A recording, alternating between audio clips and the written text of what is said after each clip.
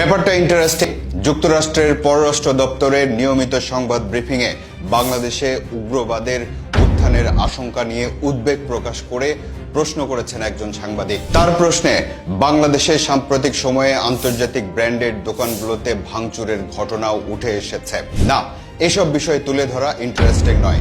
Interesting হলো শেখ হাসিনা যখন ক্ষমতায় ছিলেন তখনও হোয়াইট হাউসে বা পররাষ্ট্র দপ্তরের নিয়মিত সংবাদ ব্রিফিংয়ে বাংলাদেশের বিভিন্ন রাজনৈতিক পরিস্থিতির কথা তুলে ধরে আমেরিকার মনোভাব জানার চেষ্টা করা হতো। আর কখনো কখনো সেগুলোর এমন প্রতিক্রিয়া পাওয়া যেত যে বাংলাদেশে খবরের বড় শিরোনাম হয়ে যেত।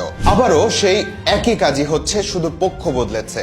তবে হোয়াইট হাউস বা পররাষ্ট্র দপ্তর থেকে এখনো তীব্র কোনো প্রতিক্রিয়া পাওয়া যায়নি। বরং তারা বলেছে শেষ পর্যন্ত বাংলাদেশের ভবিষ্যৎ বাংলাদেশিরাই নির্ধারণ করবে। তার মানে কৌশলে এড়িয়ে গেছে। আসলে বাস্তবতা হলো আমেরিকা কখন বাংলাদেশের কোন ইস্যুটাকে গ্রহণ করবে তা নির্ভর করছে দুটি দেশের মধ্যে পারস্পরিক স্বার্থ সংশ্লিষ্ট বিষয়গুলোর উপর। আর এখন প্রশ্নগুলো এড়িয়ে যাওয়ার মানে হলো পারস্পরিক সম্পর্কের ততটা অবনতি হয়নি। তবে দেশে যত ইস্যু তৈরি হবে সেগুলো নিয়ে যুক্তরাষ্ট্রের পররাষ্ট্র দপ্তরে বা হোয়াইট হাউসে নিয়মিত অভিযোগ চলতে থাকবে। আর এসব ঘটনা থেকে কে কি শিক্ষা নেবে সেটা তাদের ব্যাপার।